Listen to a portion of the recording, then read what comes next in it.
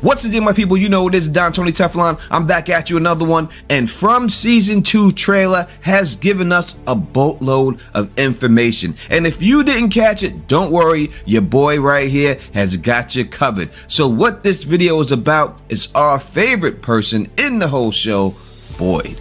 And I think that this trailer has given away something about Boyd. If you think you know it, do me a favor. Pause the video, go in the comment section, write down exactly what you think it is, then come back to this video, unpause it, and then see if you got it right. I don't think a lot of people got it right, so we're gonna see, and I'm not gonna keep you waiting any further, but if you can, please subscribe to the channel, hit the thumbs up button. 500 is the goal. Last video, we almost got there. Let's see if we can get there this video. And I have a huge announcement that I'm going to put in this video during the middle, so stay tuned towards the end, and you're gonna love it when I tell you. Trust me. So the video starts out like any other, with a clip of Boyd with his bell, and he's going around town shaking the bell, trying to get people to go inside because the sun is setting. I do believe this is old footage, and this isn't just from this season at all. In fact, we see Boyd wake up inside of this well type situation after that situation. But what I want to focus on here is the Parkinson's disease that he has. We see the one hand shaking. Every time we've seen him deal with his Parkinson's disease, it's always one hand and he grabs it with the other, right? And they focus on that during this video. But I think there's something else going on with Boyd, not just the Parkinson's disease. You know, if you watch my other video, that I believe that the spider bites would cure him from the Parkinson's disease. That's why he got bit by the spider. But I think something else is going on with our Boyd. There's something going on here. If you look at this image from Boyd from the trailer, you could see him grabbing his arm, which is natural, right? We've seen him grab his arm for the Parkinson's disease all the time. So what the big deal with this? Well, he's not looking at his hand. If you look at the eye level and you follow it down, you could see he's looking directly at his forearm. In fact, they show another shot again with him doing the exact same thing. And I know you're probably thinking it was him looking at his hand, but nope, if you follow the eye level, it's clear that Boyd is looking at his forearm, not just any part of his forearm, but the inside part of his forearm. So what does that mean? We've seen another character have a similar situation with the inside part of their forearm. We've seen, for a lack of a better term, that she was possessed and she got a message that said, kill the boy, on the inside of her forearm. We also know that it was Sarah who was sent off with Boyd to go into the woods. And while she was off into the woods with Boyd, everything happened. But also, we've seen Sarah possessed, for lack of a better term, and she was forced to write something, draw a picture on the piece of paper for Father Kotri to prove that everything that she was saying was true, that these voices were not just in her head, they were real voices and there were real people talking to her. And that's when she drew the picture of the candy bar.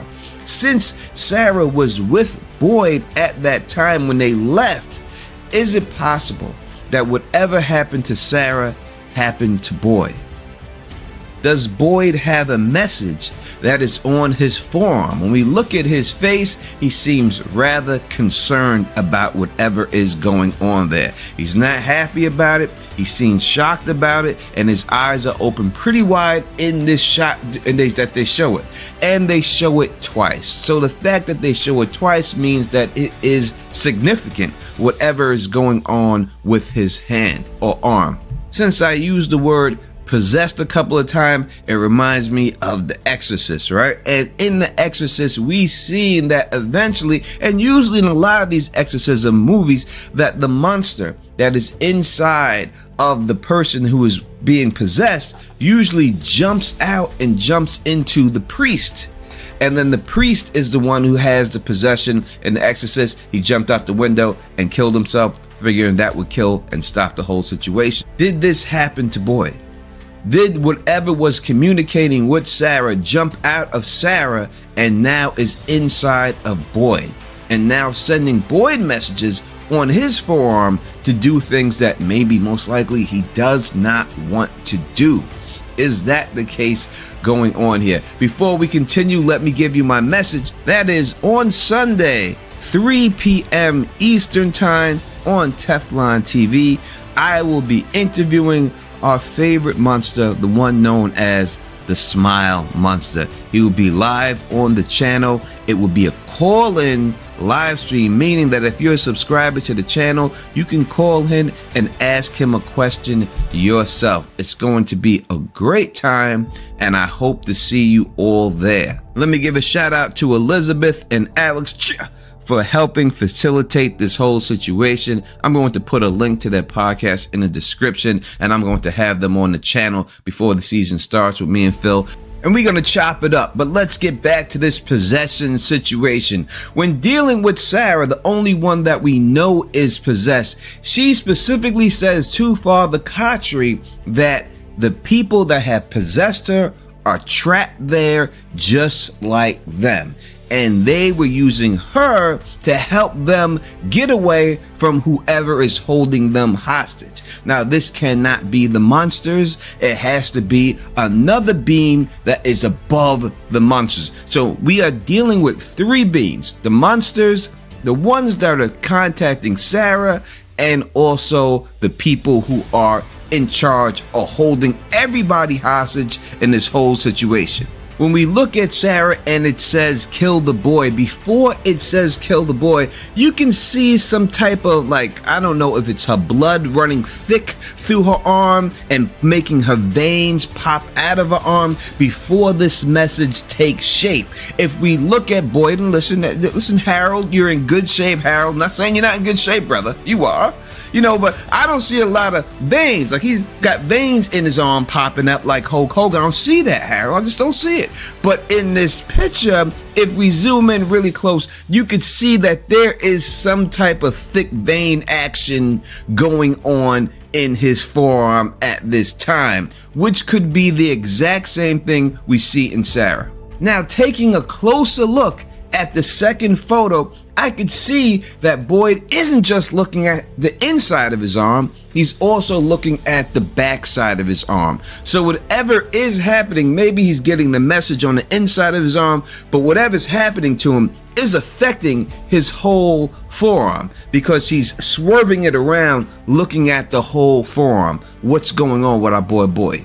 Now, when Sarah was outside there with Boyd and they were out there and she started getting some visions and it was another voice and the voice was different, she said this time. She said the voice this time was a voice of a woman and it told him to go back. And this was imitating Boyd's wife purposely to try to get his attention.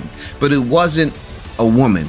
It was the same voice imitating a woman, I believe, the same one that's been communicating with her the whole time. So if these people are trapped, and that's what she said specifically, that these people are trapped in there and they're trying to escape, we see one person in this trailer trapped, and that is this dude, the ZZ Top Man. This man is clearly chained to the wall in the building that I believe that Boyd escapes from.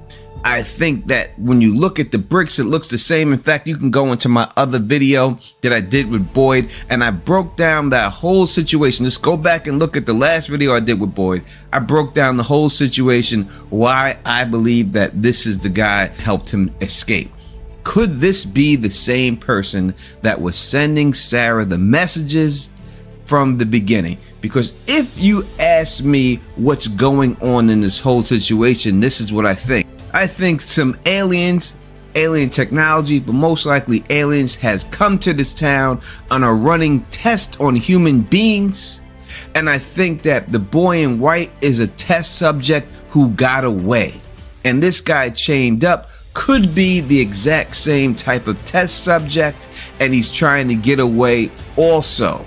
Or he's just a different form of alien that they had beef with and they chained this cat up. But he looks like a human being, so I would say most likely he's another test subject. And somehow these test subjects developed this skill or this possession type situation that we see. The boy in white clearly has the ability to communicate telepathically, and also he has the ability to teleport without a faraway tree, which I think the faraway trees are teleportation devices just disguised as tree to make them look natural. So I think that it's possible that this is the guy who's been doing this whole situation to Boyd and to Sarah and sending them the messages from the jump. This guy right here. And it seems like he might not be the only one. He's very old, but maybe there's others out there. Because Sarah just doesn't say him or her, he says they are trapped. So these other beings, these other people are all trapped there just like them, and they want to go home also, right? So they could be being manipulated to kill the boy, and I don't know if that boy is Ethan or she just got it confused and it's really the boy in white. It could be one or the other, because I think they want these people back for some strange reason. We'll have to get into that in another video. But you tell me what you think in the comment section is going on. Did you get it right what I was talking about? Did you get it right, or did you get it wrong? Let me know in the comment section if you picked up on what I was putting down before I put it down.